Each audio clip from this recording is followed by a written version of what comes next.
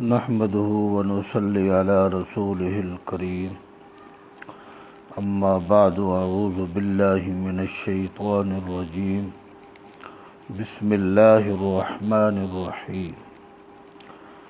حضرت صفیہ بنت جحش رضی اللہ تعالی عنہا حضور اقدس صلی اللہ علیہ وسلم کا ارشاد مبارک نقل کرتی ہیں کہ شیطان ابن آدم کے رگوں میں یوں سرایت کرتا ہے جیسے خون رگوں میں چلتا ہے۔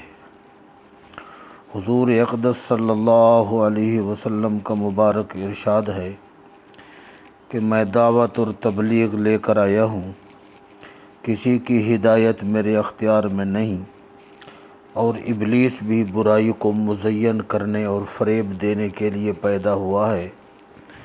کسی کو ضلالت و گمراہی میں ڈال دینا اس کے بس میں نہیں، یعنی وہ وسوسہ ڈال کر معصیت کو مزین کر کے دکھاتا ہے، اس سے زیادہ اس کے ہاتھ میں کچھ نہیں۔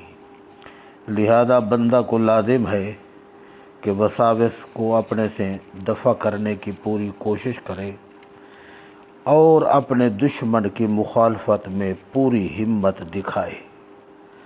اللہ جل شانہ سے دعا کرے کہ یا اللہ دشمن کے جتنا داؤ ہے ہمیں محفوظ فرماؤ۔ حضرت وہب بن منبہ کہتے ہیں رحمہ اللہ تعالی عنہ کہ ابلیس ایک دفعہ حضرت یحییٰ بن زکریا علیہم الصلاۃ والتسلیم سے ملا۔ آپ نے پوچھا کہ تو نے انسان کی طبائع کیسی پائی ہیں؟ کہنے لگا کہ ایک قسم تو آپ جیسے معصوم لوگوں کی ہے جن پر ہمارا کچھ بھی داؤ نہیں چلتا، اور ایک قسم اس کے برعکس ان لوگوں کی ہے جو ہمارے قبضے میں ہیں، جیسے بچوں کے ہاتھ میں گیند۔ ان کے نفوس ہی ہماری طرف سے کافی ہے، اور ایک تیسری قسم ہے جو ہمارے لیے سب سے بڑھ کر درد سر بنی ہوئی ہے۔ ہم ان پر محنت کرتے ہیں اور کسی ایک سے اپنے مطلب کا کام کرانے میں کامیاب ہو جاتے ہیں، مگر وہ فوراً استغفار کر کے ہماری تمام محنت پر پانی پھیر دیتا ہے۔ ایسے لوگوں سے نہ تو ہم کلی طور پر مایوس ہیں اور نہ ہی اپنی مطلب براری میں کامیاب ہوتے ہیں۔ حضرت عبد الرحمن بن زیاد رضی اللہ تعالیٰ عنہ یہ روایت نقل کرتے ہیں کہ حضرت موسیٰ علیہ الصلاۃ والتسلیم کی مجلس میں ابلیس آدم کا لمبا سا چوغا پہنے ہوئے اور سر پر مختلف رنگوں کی ٹوپی تھی، قریب آیا تو چوغا اتار کر رکھ دیا، پھر آگے بڑھ کر سلام کیا۔ آپ نے پوچھا تو کون ہے؟ کہا ابلیس۔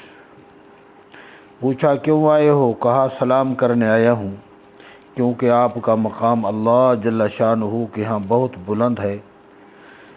حضرت موسیٰ علیہ الصلاۃ والتسلیم نے پوچھا یہ چوغا کیسا ہے؟ کہنے لگا اس سے بنی آدم کو فریب دیتا ہوں۔ فرمایا وہ کون سا گناہ ہے جس کے کر لینے کے بعد تو بنی آدم پر غلبہ پا لیتا ہے؟ کہنے لگا جب اس کا نفس خود پسند ہو جائے، اپنے اعمال کو کثیر سمجھنے لگے اور گناہوں کو بھلا بیٹھے تو میں اس پر غلبہ پا لیتا ہوں۔ حضرت وہب بن منبہ رضی اللہ تعالی عنہ روایت کرتے ہیں کہ اللہ جل شانہ نے ابلیس کو حکم دیا کہ حضرت محمد صلی اللہ علیہ وسلم کے پاس جاؤ اور جو کچھ وہ پوچھیں جواب دو۔ چنانچہ شیطان ایک بوڑھے آدمی کی شکل میں ہاتھ میں چھڑی تھامے ہوئے حاضر خدمت ہوا۔ آپ نے پوچھا تو کون ہے؟ کہا ابلیس۔ پوچھا کیوں آیا ہے؟ جواب دیا کہ اللہ جل شانہ کا حکم ہے کہ خدمت میں حاضر ہو کر جو آپ پوچھیں جواب دوں۔ حضرت صلی اللہ علیہ وسلم نے پوچھا کہ اے ملعون میری امت میں سے تیرے کتنے دشمن ہیں؟ کہا 15۔ سب سے پہلے تو آپ ہیں، دوسرے امام عادل، تیسرا تواضع والا غنی، چوتھا سچا تاجر، پانچواں خشوع والا عالم، چھٹا ہمدردی رکھنے والا مومن، 7واں رحم دل مومن، 8واں وہ تائب جو اپنی توبہ پر پختہ رہے، 9واں حرام سے بچنے والا، 10واں وہ مومن جو طہارت سے رہنے کا عادی ہے، 11واں وہ مومن جو صدقہ بکثرت کرتا ہے، 12واں وہ مومن جو لوگوں سے حسن اخلاق کا معاملہ رکھتا ہے، 13واں وہ مومن جو لوگوں کو نفع پہنچاتا ہے، 14واں وہ حافظ قرآن جو تلاوت کی پابندی کرتا ہے، 15واں وہ شخص جو لوگوں کے سونے کے وقت میں رات کو اٹھ کر عبادت کرتا ہے۔ پھر حضور اقدس صلی اللہ علیہ وسلم نے پوچھا کہ میری امت میں تیرے دوست کون لوگ ہیں؟ کہا 10 ہیں۔ پہلا ظالم حکمران، دوسرا متکبر غنی، تیسرا خائن تاجر، چوتھا شرابی آدمی، 5واں چغل خور، 6واں زانی، 7واں یتیم کا مال کھانے والا، 8واں نماز میں سستی کرنے والا، 9واں زکوٰۃ نہ دینے والا، 10واں وہ شخص جو لمبی لمبی امیدیں باندھتا ہے۔ یہ لوگ میرے ساتھی اور بھائی ہیں۔ اللہ پاک ہم سب کو اپنی پناہ میں لے، شیطان مردود کے جتنا جال ہیں ہم سب کو محفوظ فرمائے۔ آمین۔ وآخر دعوانا الحمد۔